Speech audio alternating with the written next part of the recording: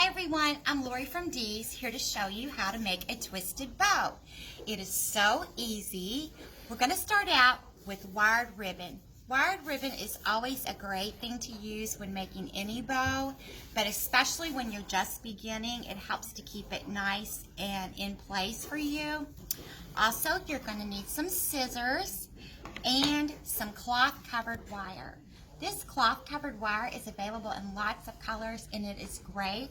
It's coated with a little thread so it allows you to grip it nice and tightly, and this is a great way to tie off your bows and then attach them to whatever it is you're going to embellish with your bow. So to get started, first you need to think about where you want to put your bow and what size bow you want.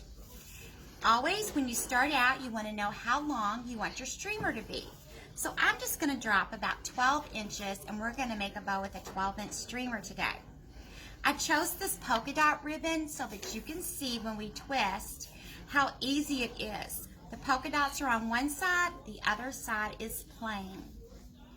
So when I start out, I'm going to drop my streamer. I'm going to give about 12 inches and I'm going to gather the ribbon up in my fingers.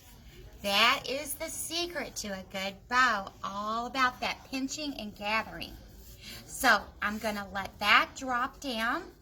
We see we have our ribbon, so I'm going to twist it and make a loop and just gather that right up in my fingers like so.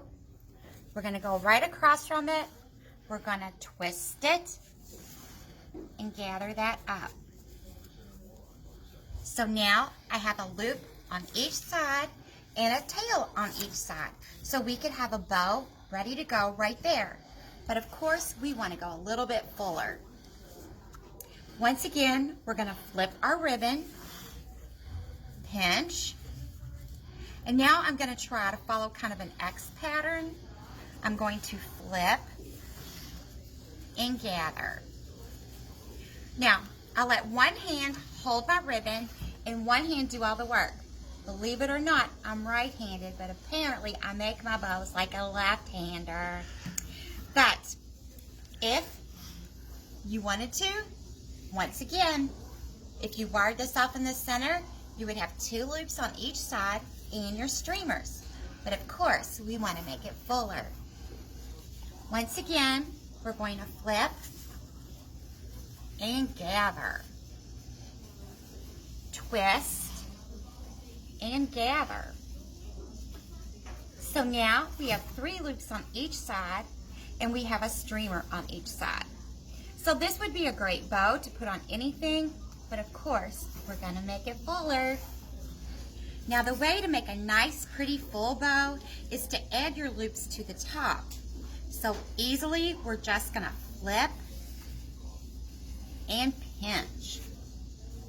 While you're making your bows, you just want to keep an eye on your loops to try to make sure that you are making them consistently the same size. You could pull them up together to check their sizing. We're going to twist and pinch. Twist and pinch. So now we have a beautiful full bow. We have 5 loops on each side and we have streamers. So right in here where I've been holding all our work, I'm going to take my cloth covered wire and simply wrap it around the center there, and we're just going to twist it just like a bread tie. And now our bow is held together with our wire. Now, to finish off your bow, it's all about the pretty cuts in your ribbon.